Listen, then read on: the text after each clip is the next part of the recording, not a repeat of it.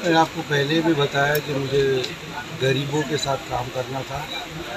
जो मेरा एक मिशन चल रहा था कि मानव सेवा ही माधव सेवा है, उसके तहत ही मुझे काम करना है। जो शोषित है, जो गरीब है, जो कहीं न कहीं उनके साथ अन्याय हुआ है, उन लोगों के साथ काम करने में मुझे खुशी मिलती है।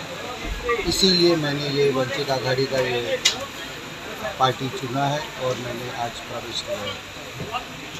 बहुजन संख्या में उपस्थित रहे आदरणीय रेखाताई, क्या लगता है कि आपको ये सब साथ दे पाएंगे उल्लासनगर की जनता? ज़रूर होंगे। यहाँ पर जनता बहुत त्रस्त है और यहाँ पे जो 40 सालों से सत्ता है, यहाँ पे कोई विकास नहीं हुआ है। उल्लासनगर की जनता समझ चुकी है कि अगर इन लोगों को वापस सत्ता में लाएंगे तो वापस से वही काम होगा जो पिछले 40 साल से हुआ है। विकास रुका हुआ है, यहाँ पर पूरा रिश्वतखोरी है। यहाँ पे आमदार जो काम कर रहे हैं, कहीं ना कहीं कमीशनखोरी है। उन सब को ख़त्म करने के लिए जनता के पास एक ही पर्याय है कि वो परिवर्तन करेगी। इसी के चलते आपके जो बैनर लगे हुए के पेट में इस तरह से डर पैदा हुआ है? देखिए, डर तो बहुत पैदा हुआ है। मेरे ऊपर झूठे केस किए जा रहे हैं, मुझे हैरेसमेंट किया जा रहा है और भी मेरे ऊपर क्या क्या परेशानी मुझे झेलना पड़ेगा। बैनर हमारे लगते हैं, तुरंत उतार दिए जाते हैं। तो ऐसी बहुत सारी परेशानियां हैं और राजनीति में तो ये सब आम बात है। डरे हुए लोग हैं, कहीं ना कहीं उनको मुकाबला से बाहर हो रहे हैं, इसीलिए ऐसी हरकतें कर रहे हैं। अनेक ठिकाणी अशा पद्धतीने वेगवेगळ्या प्रस्थापित पक्षामधले कार्यकर्ते पदाधिकारी वंचित बहुजन आघाडीकडे येत आहेत।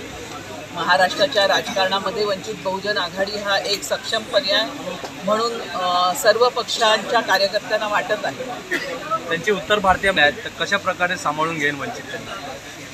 कसं आहे की उत्तर भारतीय हा रोजगाराच्या शोधामध्ये महाराष्ट्रामध्ये मोठ्या प्रमाणावरती आलेला आहे आणि महाराष्ट्राच्या एकूण उद्योगधंद्यामध्ये आणि सेवांमध्ये उत्तर भारतीयाचं खूप मोठ्या प्रमाणावरती योगदान आहे आणि या उत्तर भारतीयाला एका पक्षपाताला भेदभावाला देखील तोंड द्यावं लागतं, म्हणून त्यांचे काही विशिष्ट प्रश्न देखील आहेत। मी असं मानते की उत्तर भारतीय जो ह्या ठिकाणी आला, जो आपलं गाव सोडून या ठिकाणी उद्योगधंद्यासाठी ज्याला यावं लागतं, तो या ठिकाणचा वंचित आहे आणि महाराष्ट्रातल्या वंचिताच्या बरोबर त्याचं नातं बंधुभावाचं राहील, त्याच्याबरोबर न्याय करण्याचा, त्याला देखील ह्या संपूर्ण चळवळीमध्ये त्यांचे जे काही हक्क आहेत ते मिळवून देण्याचा प्रयत्न वंचित बहुजन आघाडी करेल। वरिष्ठ पातळीवर काही सांगण्यात आलेलं आहे किंवा नाही?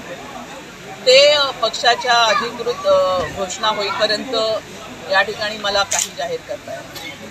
संजय गुप्ता यांचा त्यांना पदाची जबाबदारी अजूनही त्याचा काही निर्णय झालेला नाही, लवकरच काही त्याचं जाहीर होईल। उपस्थित असलेली गर्दी हां, म्हणून तर या ठिकाणी मोठ्या प्रमाणावरती गर्दी जमलेली आहे, कारण की दोन्ही प्रस्थापित पक्षांच्या कारभाराला जनता कंटाळलेली आहे, हे गर्दीवरून दिसतच आहे।